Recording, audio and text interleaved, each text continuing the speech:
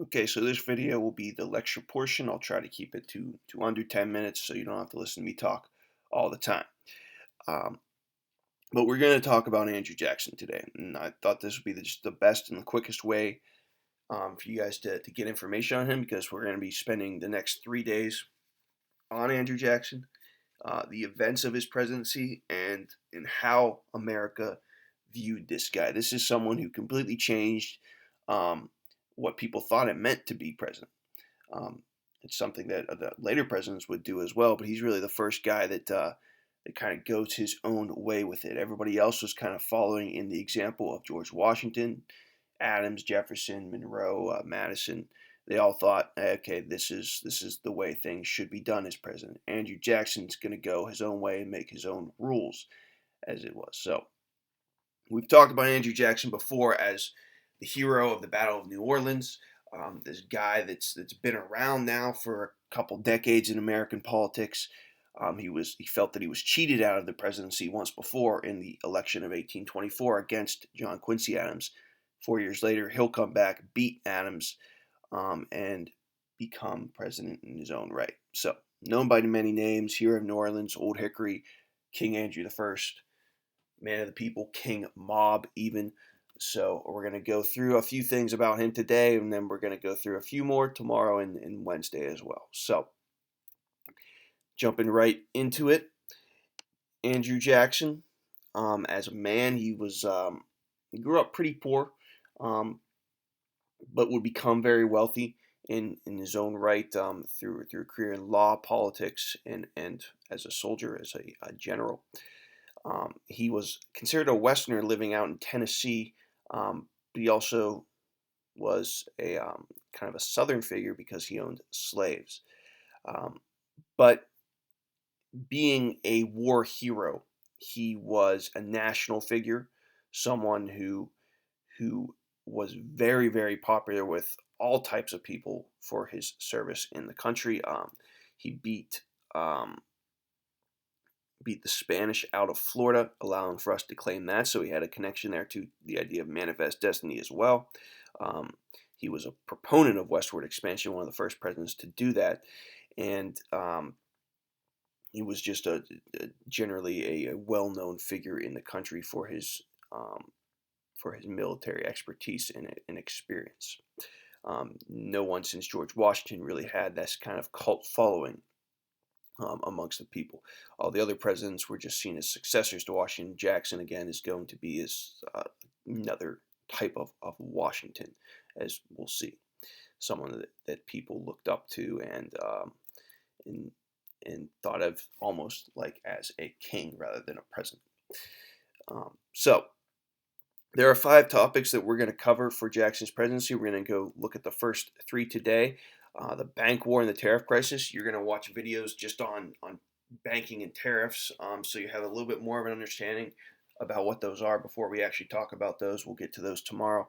But I'm going to go through these 3, try to keep it short and simple so you get the point. Again, as you'll see, and I'll point these out, the important things, the things that you need to know, vocab words, key terms, are going to be bolded on these PowerPoints. And again, these PowerPoints are also posted on the daily pages in the folders so that you don't have to rewatch the videos just to get the information. You can just go back and then see, okay, what is important? What do I need to know directly from these? So, Jacksonian democracy, we'll talk about what that means. We're talking about the spoils system, what that means, and Indian relocation today. When we say Jacksonian democracy, what do we mean? Again, under Jackson, America is going to go through another fundamental change. And the biggest thing here is that universal suffrage to white men will become a thing here. Now, it's only to white men. It's not to women who still can't vote. It's not to African Americans, whether you are a slave or a free man, you still can't vote. But it is a big step towards universal suffrage because now anyone who is a white man can vote. It doesn't matter about property ownership. This is the first point in history where I would be allowed to vote because right now I'm not a property owner. And most people back then, and most people now even, aren't property owners. They rent or they live in someone else's house. It's a big difference between only a small people who own land or property that can vote, and everybody who is a white man um, can vote. That greatly expands the electorate and the amount of people that can now vote and participate in government.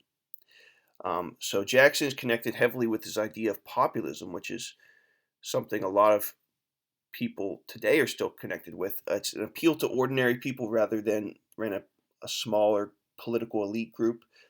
Presidential candidates that are considered populist today could be from either party. Both Donald Trump, the Republican president right now, is considered by many to be a populist, and so is Bernie Sanders, who is just dropped out of the Democratic nomination for president, but was a very popular figure in the Democratic Party on the other side. So populism isn't necessarily a ideology of political belief, but it is a appeal to, again, ordinary people. So Jackson, one of the reasons he expanded the electorate was because that's who supported him, the poorer classes of society, smaller farmers or laborers, people on the frontier. Um, they all supported him, and then they all voted for him. He had a lot of support in that way, and he consolidated his support and got himself elected by creating this new party, the Democratic Party, one of the two parties, major parties today.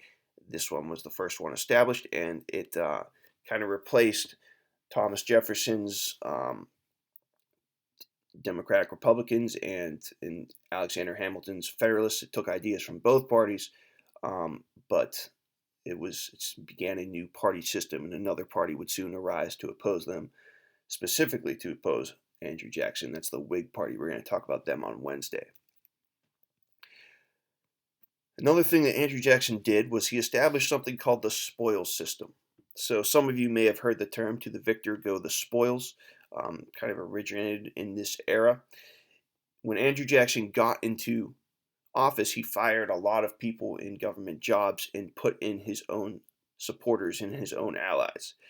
His belief was that, well, government jobs are so simple, anyone can do them, and they shouldn't be just held by the few, the political elite, the same people over and over again. And that as president, it's his job and his right to choose who does what work in government. So he also had a lot of close friends and allies that didn't necessarily have official jobs. And his critics, again, mocked him with this and said, this is a kitchen cabinet. It's not full of people that know what they're doing. It's just people that are loyal to Jackson. And he got criticized for this. But the spoil system, where people are rewarded based off of their allegiance rather than their merit, is something that is going to come up again. And even today, people will point to, oh, that person doesn't really know what they're doing. They just supported you in the election. That's why you appointed them. So Jackson, again, kind of changes how things are done. Where Washington or someone like that would have picked someone that knew what they were doing, whether they liked them or not. Jackson's only going with his friends and his allies. The last topic we want to touch upon today before you watch the videos on tariffs and banking is the Indian relocation. So this isn't started under Jackson. It doesn't end with Jackson, but it was a major point of his presidency that we can't overlook. So as America was expanding westward in this period, there were people living in those lands, Native American nations that had been there for hundreds, in some cases thousands of years. That was their land, and the United States wanted it, and they needed to move the people off there so they could settle it. In 1832, in the middle of Jackson's presidency, a Supreme Court case, Worcester v. Georgia, said that states such as Georgia could not force tribes such as the Cherokee tribe to just leave the land that they had already lived on, that they were not subject to the United States' decisions on this. Jackson disagreed with this Supreme Court case and decided not to enforce it and allow states to move people off. He did this by passing what was called the Indian Removal Act, and this would lead to what was called the Trail of Tears.